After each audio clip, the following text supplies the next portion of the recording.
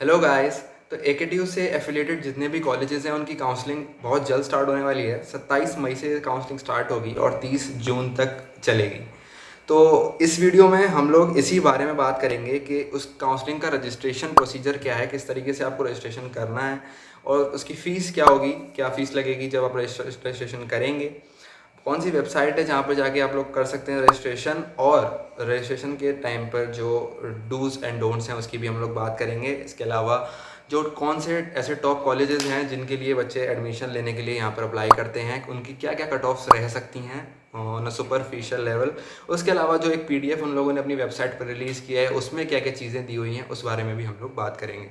तो चलिए वीडियो को स्टार्ट करते हैं। सबसे पहली चीज़ ये है कि रजिस्ट्रेशन कहाँ पे करना है, कौन सी वेबसाइट पे जाके करना है। तो रजिस्ट्रेशन करने के लिए जो वेबसाइट दी हुई है वो है uptac.admissions.nic.in। यूपीटीएससी की वेबसाइट पर आप जैसे ही जाएंगे आपको ऑप्शन मिल जाएगा वहाँ पर, वो उसी समय एक्टिव होगा जब 27 मई से रजिस्ट्रेशन स्टार्ट होंगे। वहाँ पर रजिस्ट्रेशन लिंक एक्टिव हो जाएगी और आपको उस लिंक पे क्लिक करके अपने आप को पहले तो रजिस्टर करना होगा। उसके बाद लॉगिन करके आपको अपनी डिटेल्स फिल करनी होगी। फिर एंड में आपको पेमेंट करना होगा जो कि 1000 रुपीज़ होगा। अब कुछ ध्यान देने वाली चीज़ें ये हैं इसमें जो कि आपका सबसे इम्पॉर्टेंट है, वो है आपकी डेट ऑफ बर्थ, आपका जेई मेंस का रोल नंबर।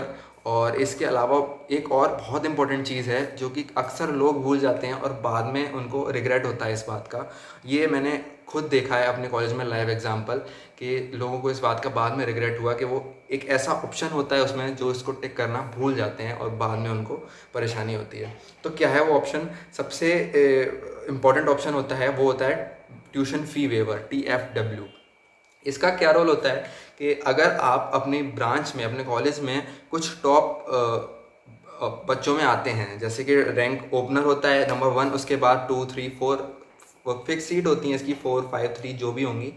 उन टॉपर्स में अगर आप रहते हैं मतलब जेई मेन रैंक के हिसाब से, तो आपको ट्यूशन फ़ी वेवर मिलता है। उसके लिए एलिजिबिलिटी बस ये होनी चाहिए कि आपकी कुछ एक फिक्स्ड इनकम होती है। फॉर एग्जांपल जो आप EWS कैटेगरी होती है उसमें आप आने चाहिए बस। तो ये क्राइटेरिया आपको फुलफ़िल करना होता है और इसके अलावा आपको टॉपर होना होता है। तो अगर आप वो टिक नहीं करेंगे तो आपको वो नहीं प्रोवाइड होगा, चाहे आप उस एलिजिबिलिटी क्राइटेरिया को फुलफ़िल करते हैं तब भी। तो इसको टिक करना बहुत ज़रूरी है अगर आप हैं कि EWS कैटेगरी में। तो इससे क्या होगा, आपकी पूरी ट्यूशन फ़ीस माफ़ हो जाएगी, मतलब जो कि 80,000 90,000 जो भी ट्यूशन फ़ीस होती है उस कॉलेज की पर ईयर की, वो आपको देनी ही नहीं है। तो सोचिए कितना बड़ा बेनिफिट है ये आपके लिए। और ये टिक करना भूल जाना बहुत बड़ी प्रॉब्लम में आपको फंसा सकता है। आप सोचिए आप 4 से 4.5 लाख रुपए बचा सकते हैं अपनी MBA फ़ीस, वो बीटेक फ़ीस में। तो ये चीज़ एक हो गई जो आपको बहुत ध्यान देने की ज़रूरत है। इसके अलावा आप एंड में पेमेंट करेंगे, पेमेंट के टाइम पे आपको फिर उसके बाद रिसिप्ट मिलेगी और बाद में जब रजिस्ट्रेशन स्टार्ट होगा तो उसके अकॉर्डिंग आप अपनी प्रेफरेंस ऑर्डर लगा सकते हैं, जिसके लिए एक वीडियो हम बाद में बना देंगे। तो ये बात हुई आपके रजिस्ट्रेशन की। उसके बाद आते हैं हम लोग के कौन से टॉप कॉलेजेस हैं जिनके लिए बच्चे अप्लाई करते हैं यहाँ पे। तो सबसे टॉप कॉलेजेस हैं, जो 3 सबसे टॉप हैं, वो हैं IIT लखनऊ, उसके बाद आता है आपका KNIT सुल्तानपुर, और उसके बाद आता है BIT झांसी। जो सेकंड और थर्ड वाले हैं आपस में इंटरचेंज करके भी लोग प्रेफर करते हैं, लेकिन सबसे ऊपर जो रहता है वो IIT लखनऊ ही रहता है। इनके अलावा जो इनकी ब्रांचेस होती हैं वो आप सब जानते हैं, सबसे ज़्यादा कट ऑफ जो जाती है वो जाती है CSE की। उसके बाद बाकी ब्रांचेस आती हैं IT, EC एंड उसके बाद कोर ब्रांचेस आ जाती हैं। तो जो एक रफ एस्टिमेट है इनका कट ऑफ्स का वो मैं बता सकता हूँ। अभी उतना एक्यूरेट बता पाना मुश्किल है क्योंकि अभी उतनी डिटेल्स भी नहीं है हमारे पास, लेकिन एक रफ एस्टिमेट मैं बताना चाहूँगा तो 97 96.5 के आसपास अगर आपकी परसेंटाइल रहती तब जाके आपको IIT लखनऊ में CS मिलने के चांसेस रहते हैं। उसके अलावा जो नीचे ब्रांचेस आ जाती हैं, जैसे कि EC थोड़ा सा फिर कम हो जाता है 95 तक, उसके बाद कोर ब्रांचेस 92, 91, 90 और 85 तक भी पहुंच जाती हैं।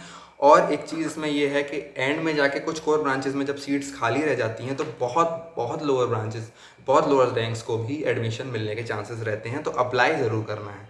और जो कॉलेजेस रहते हैं जैसे KNIT और BIT, इनमें थोड़ी थोड़ी कम हो जाती है cut off compare to IIT, पर एक रफ एस्टिमेट लगभग इतना ही रहता है।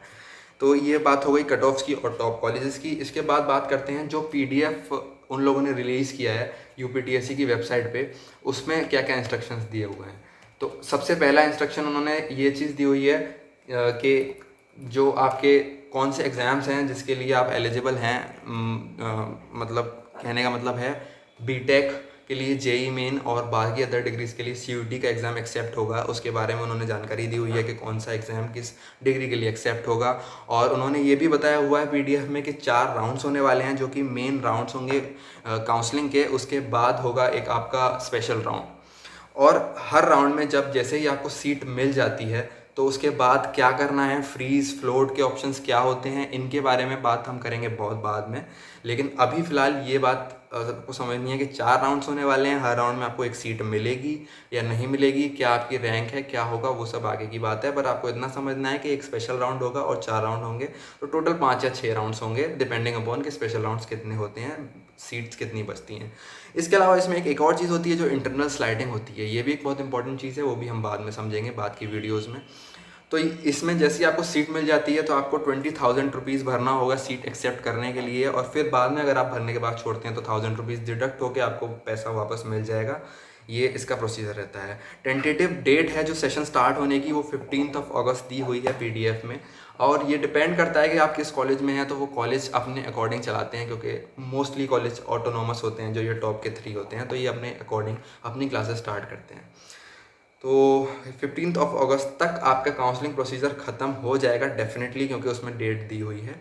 और भी कुछ इसके आगे अपडेट आता है तो हम आपको ज़रूर बताएंगे, और वीडियोस इसके आगे इसके रिलेटेड आती रहेंगी, जैसे कि कट ऑफ्स के रिलेटेड हो गई, और डिटेल प्रोसीजर भी हम लोग आपको बताएंगे कि किस तरीके से काउंसलिंग करनी है, कौन सा ऑप्शन कब चूज़ करना है, क्या प्रेफरेंस ऑर्डर लगाना है, इसके बारे में पूरी डिटेल वीडियो आपको मिल जाएगी। तो इस वाली वीडियो में इतना ही, आगे बात करेंगे इन सब के बारे में। Thank you.